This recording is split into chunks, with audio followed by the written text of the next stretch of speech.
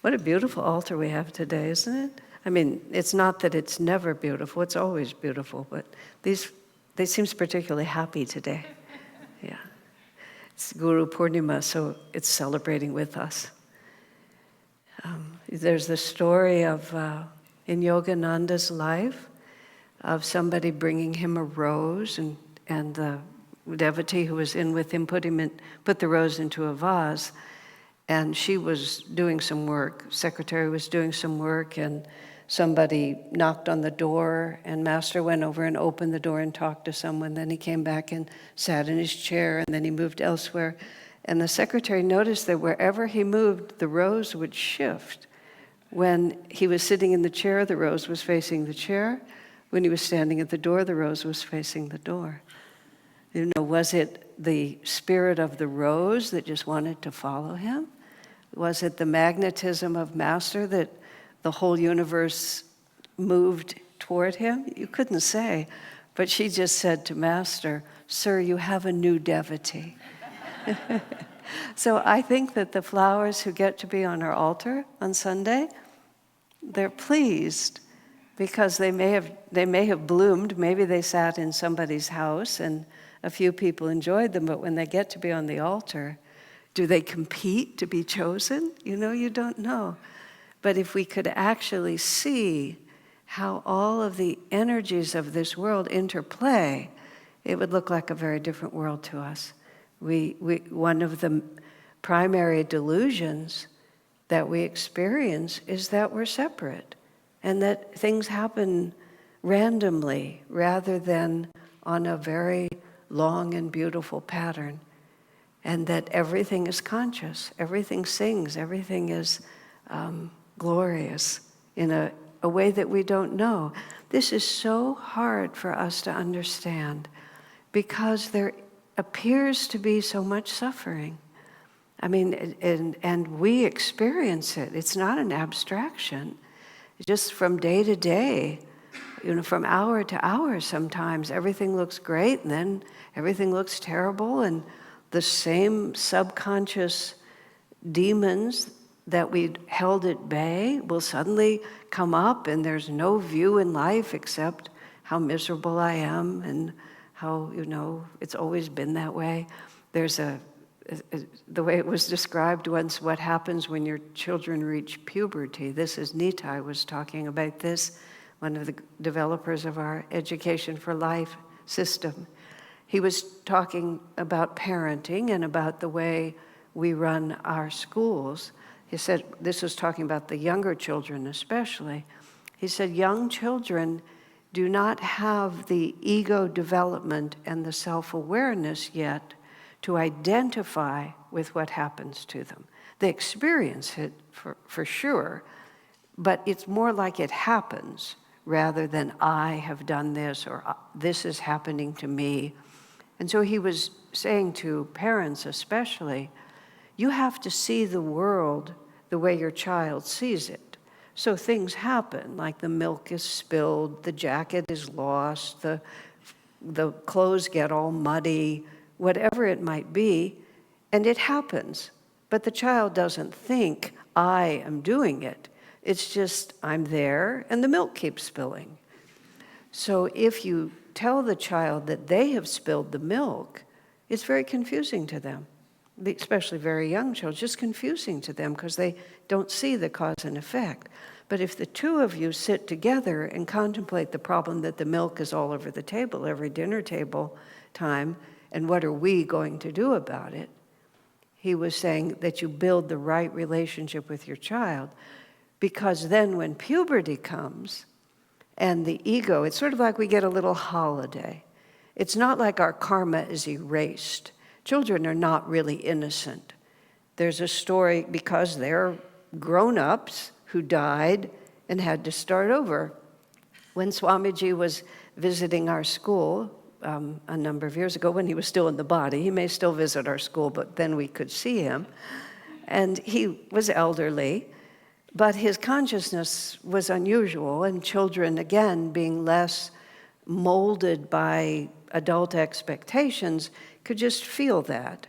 And there was this one little girl who was a very forthright child, And she kept sort of staring at Swami and kept inching closer, like this. Finally got very close to him and just looked him right in the eye and said, "How old are you anyway?" Just like that. And he kind of folded his arms, didn't give an obvious answer, and he said, "I'll put it this way. When I was a little boy, you were an old woman." And she sort of looked at him, and then like a little light bulb went off, and she just went happily away. That was a very good explanation for her. We just flipped it around like this. So Master, once there was a story told where some parents lovingly placed their baby into the arms of the Guru for the Guru's blessing.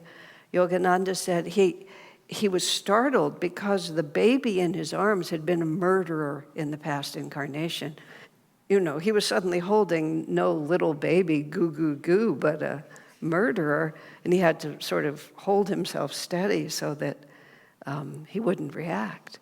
Now you think about all the factors that would bring such a person to a position where he would be placed in the arms of the Master. You have to presume that there had been great repentance on the part of such a person. But nonetheless, you see, it speaks against innocence, the childlike innocence. Innocence is largely stupidity on the part of children. They just don't know enough to be guilty. They're just, because we get this freedom until puberty or until about the age of 12, which is the astrological cycle.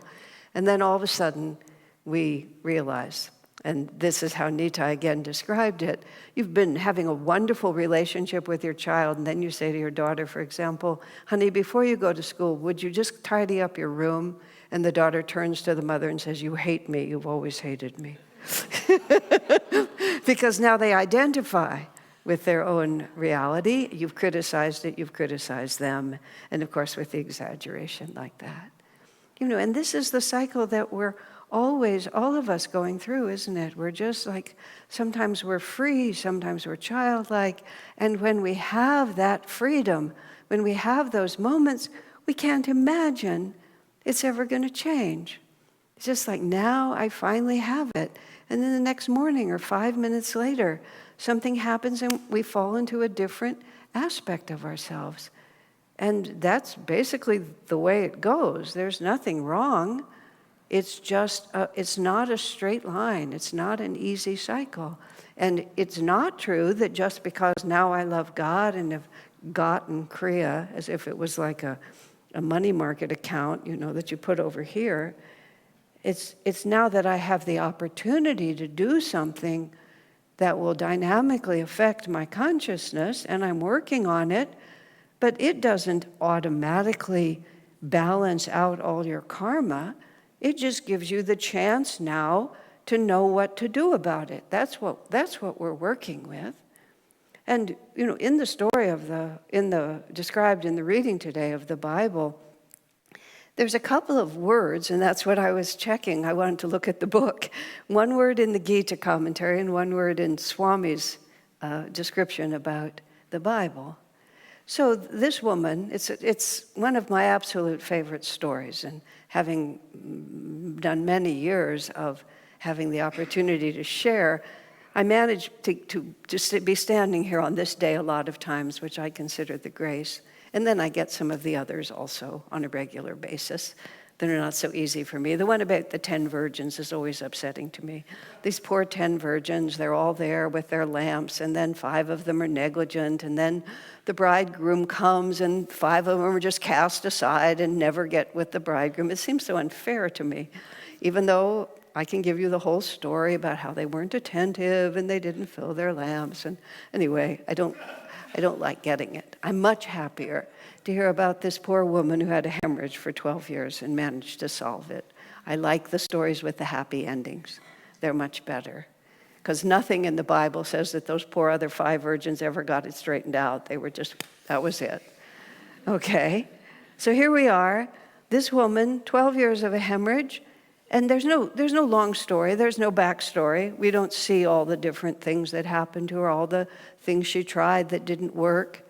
Did she believe in God? Was she surrendered to the condition of her life? Did she protest? Did she cry in the night? Was she angry? Was she forced to faith? Did faith rise spontaneously from her? We have 12 years, which is a significant, again, these are yogic hints, 12 is a number in the cycle of spiritual practice. So she happens to have 12 years of this. What drove her to the point and where she would fight against those crowds? Because it also says in the Bible that Jesus was nearly suffocated with the people who were crowding around him. So here's this poor woman who's been sick for 12 years who fights her way through the crowd. In order to do this is not just kind of like, oh, maybe I'll try one more thing. This is a determination that this is what she is meant to do. Had she met Jesus before? Did she know someone else who was healed? Did it arise spontaneously within her? There's just so many wonderful ways you can just take this tiny little story and just see how it could spread out. But somehow or another, she knew that he was her salvation. And the word that Swami uses here is he uses the word self-confidence. Because when in the story, when Jesus insists, he wants to know who this person is. She could have slunk away. He's demanding. Everyone around is saying, how could we possibly know? And she's standing here, maybe hoping it's all going to go away, aware of the fact that a miracle has happened to her. You see, all of these stories happen to real people. What happens to us is we begin to think that this is some reality completely outside our own. Exactly the opposite. These are stories that could happen to any one of us. And there's this enormous, recognizable human element in it. So whenever I read or hear these stories, I always think about the people involved. That's why I feel so sorry for those poor 5 virgins who were trying so hard, but just were unclear on the concept. That story is an allegory. It's not a true story. This is a true story. This is about a person who had this experience. And then when she saw that Jesus was going to insist, that's how the story is told, then she stepped forward. I was the one. And I was healed. You felt the power go out, power came into me. And because the Bible's truncated, you don't know how long they talked and what more they said to each other, or what even became of her after that. Did she become a devoted follower? Was she with Jesus ever after? It doesn't even really matter what actually happened. What is beneficial to us is what could have happened. And therefore, what could happen to us. What could happen to anyone, what any devotee who has an experience is potentially our own, if the circumstances are just right. And then there's that word self-confidence, meaning I trust my own experience. I'm not afraid. And I'm not afraid to stand in front of Jesus and say, yes, it was I who did it. And so we have this interesting balance, which has been the theme for a number of Sundays here for those of you who come regularly, which is where do we draw the lines between our own energy and what God can do for us? This woman also had tried all kinds of other methods. She was not herself passive in the face of this.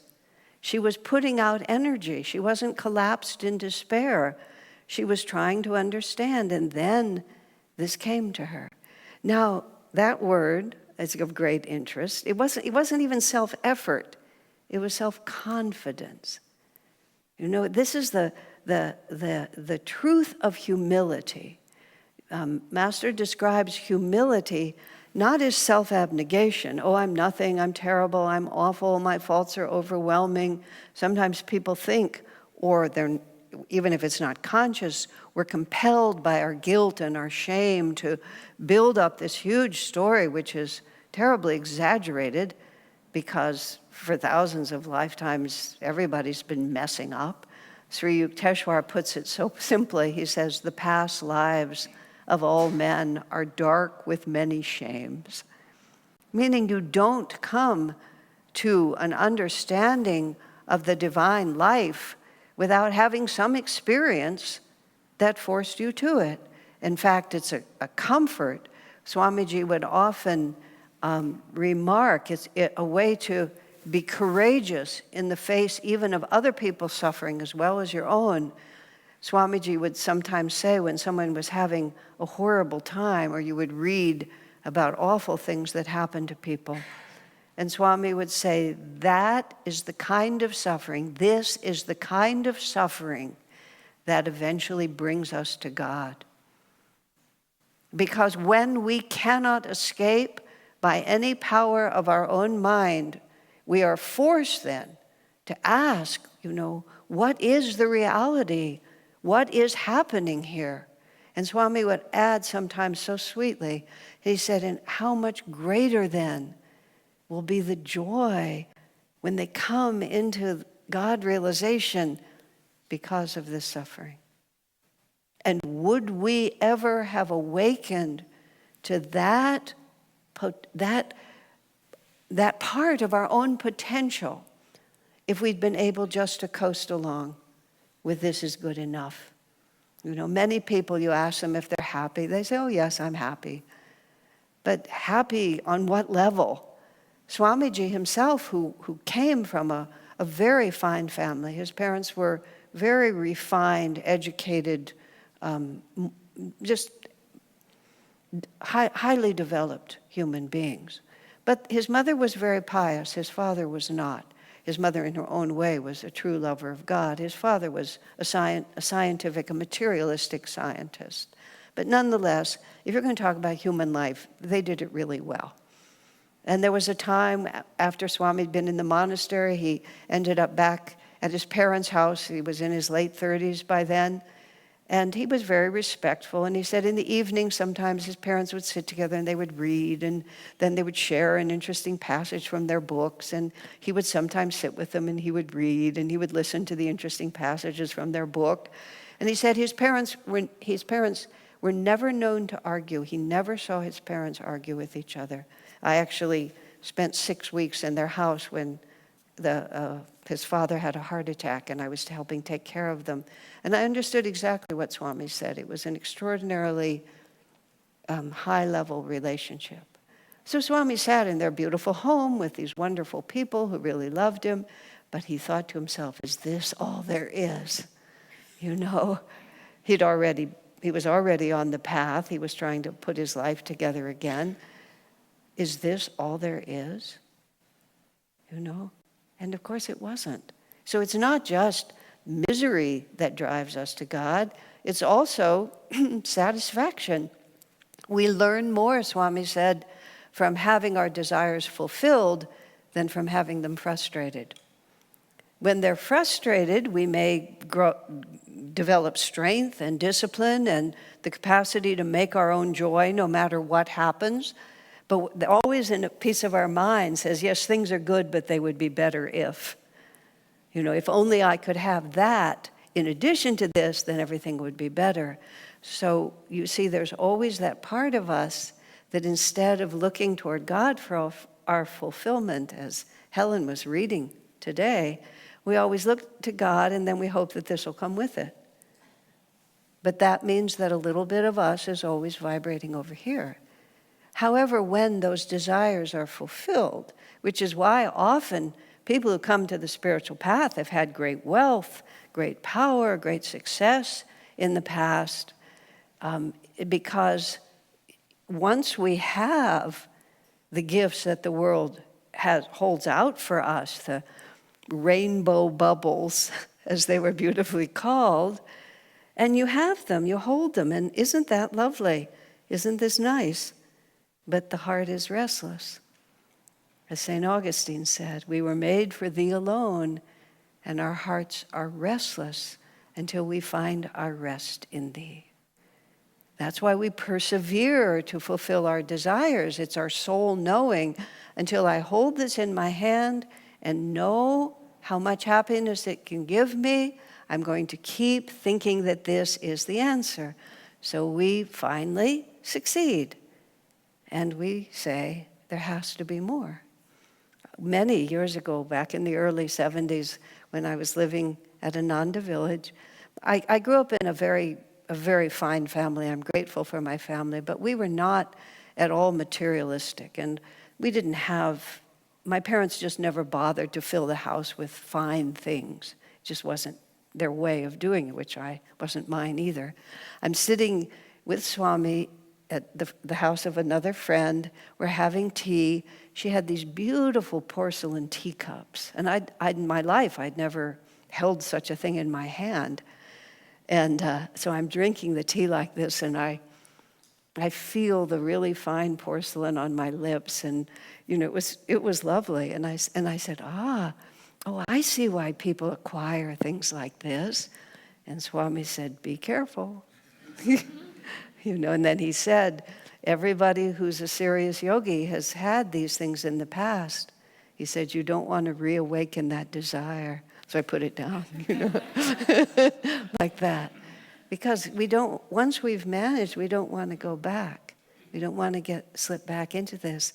So now what I was saying about the self-confidence and the humility, Master said that humility is simply self-honesty, which is a very interesting way to put it. It's not humble to say, no, I'm not, no, I'm not. A woman friend of mine many years ago who was a very gifted flute player, she would often play for our concerts, and I would often say, that was so beautiful.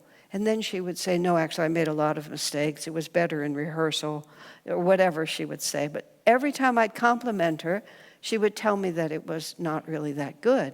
Finally, I said to her, I compliment you, and you insult me.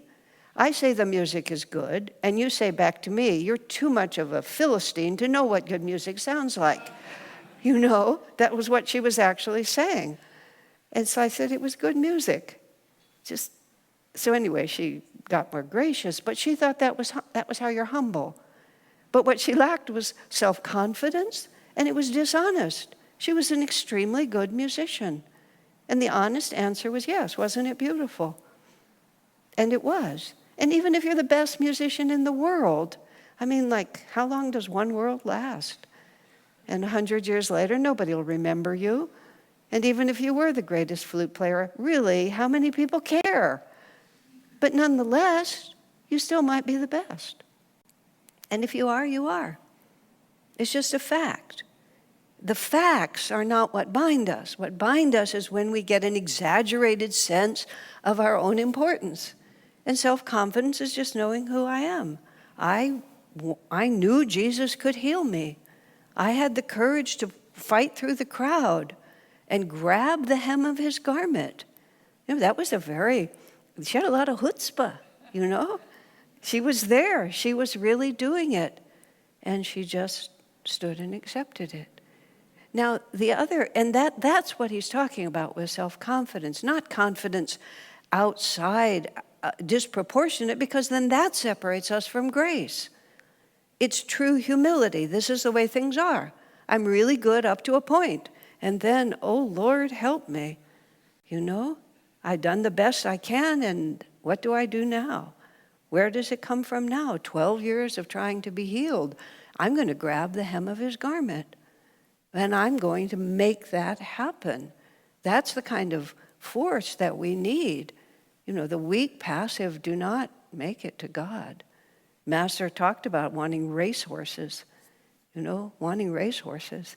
And Master described one of his disciples, James Collar, who Swami described him as having commotion karma. Whatever James Collar touched, somehow it would turn into chaos. That was he had the skill for it. There are a few other people that I've known in my life who have commotion karma, no matter what it is. Eventually, Master had to ask him not to live in the monastery. But Master said he would be God-realized because he had power and he had devotion. Master described another disciple like a mouthful of hot molasses. He said, too sticky to spit out, but too hot to swallow. So it was truthful. He was telling the truth. Swami Kriyananda was like that too. He was always very kind and very supportive, but he never hesitated to be factual.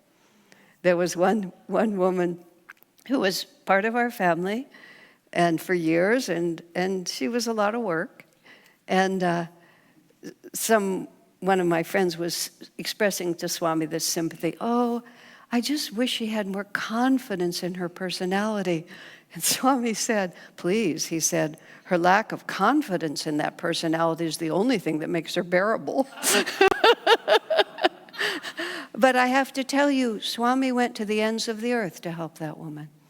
He did absolutely everything, but he saw her for what she was, and then he just, who cares? We'll just move from that. Now, that's all that side of the word self-confidence.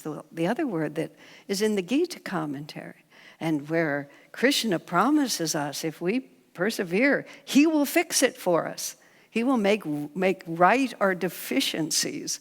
I mean, just the language it's translated, of course, but it's a subtle and beautiful way to say it. He'll make right our deficiencies.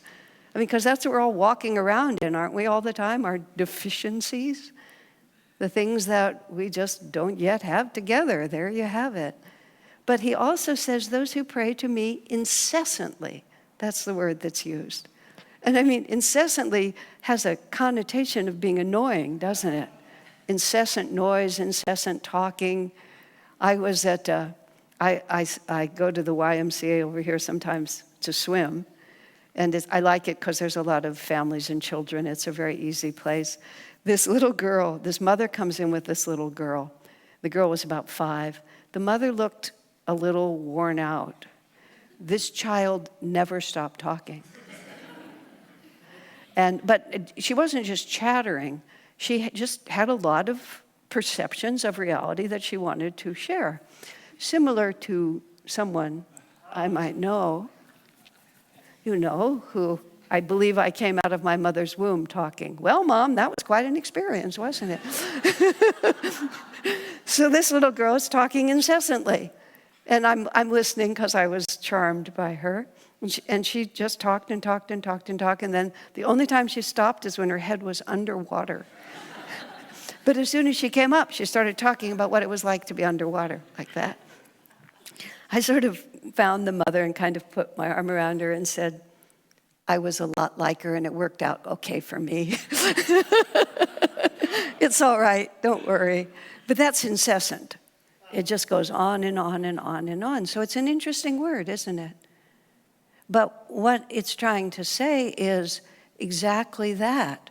No matter what we're doing, and that doesn't mean that you can always have your mouth going or even your thoughts going. You get engaged in something else and it takes 100% of your energy, especially if you're helping other people or doing creative work. It's not like you're simultaneously able to keep the other prayer going. But it's not what we do with our words or our mind. It's where our heart is turned. And where do we think our life comes from? And where do we think our life is going? And that's what needs to be, that's the incessant prayer. Make me one with thee. And it's not something, as I'm saying, you make up by looking good. It's what you really, deep in your heart, actually feel and actually believe. And this is our project, that we just have to constantly, in every situation, Haridas, who's one of Ananda's founding members, and was very, very clever. Many years ago, he made up a whatever you call it when you make a word out of letters. What is it? Acronym. That's what I was going to say. An acronym, and it was solve problems in direction of God. And it comes out spy dog. He said you should always practice spy dog. And it just sounds so absurd, which is part of the reason you like it. But every time our consciousness becomes unsettled, how do we solve the problem? And it doesn't mean that you can always sit and meditate or chant. Sometimes the problem is bigger than your ability to concentrate. It's what we actually feel in our heart. Do we abandon the belief that everything we seek is going to be found in the fulfillment of God, even if for the moment I'm not really keen on doing that. But we never abandon, we are incessant in our commitment to God is the answer. And even if we get distracted or have pulled away or prevented or seemingly lose our way, we never really give up that single thought. That's the power that gave that woman the confidence to go right to Jesus and grab a hold of his clothes. And that was the power that caused her to stand up and say, here I am, I was the one who did it. This is who I am. It's not even what do I believe. It's simply who am I? Why was I born? What is the nature of my life? What have I decided is true? And how much of myself can I put behind that? Incessant prayer draws the grace of God. Let us strive every moment of our lives to be worthy, to have the power, to be healed, to be freed by God and Guru. Bless you.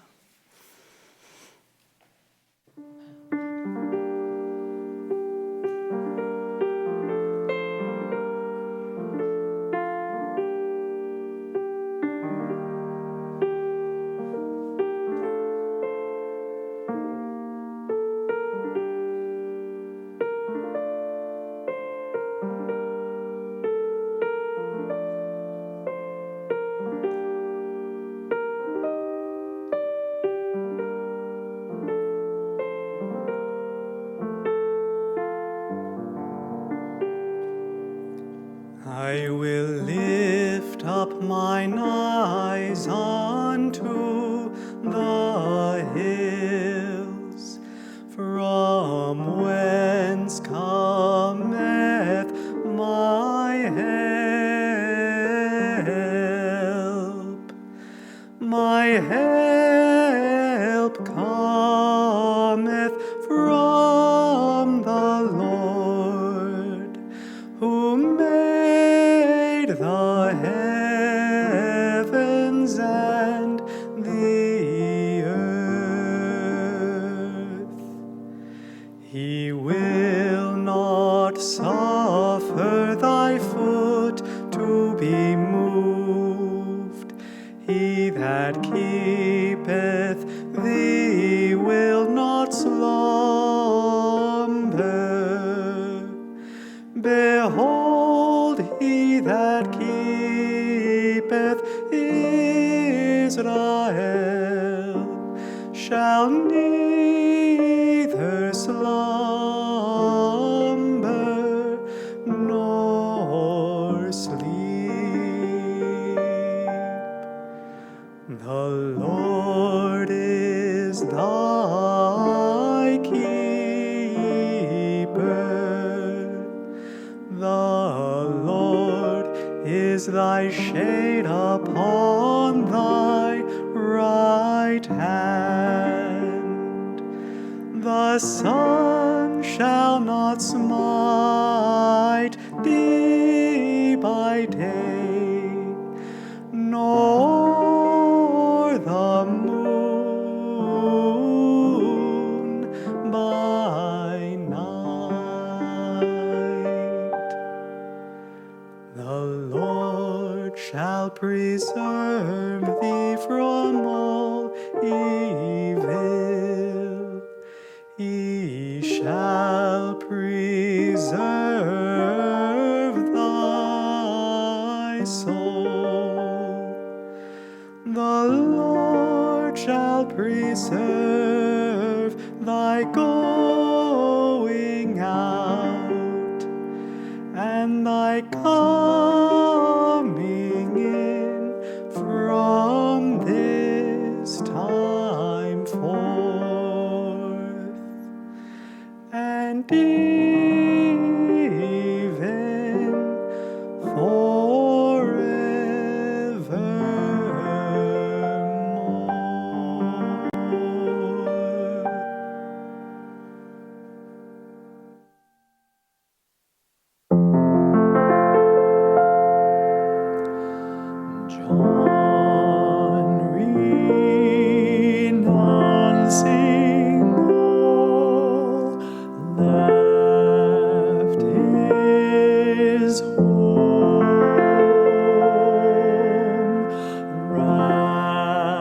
Wrapped in solitude,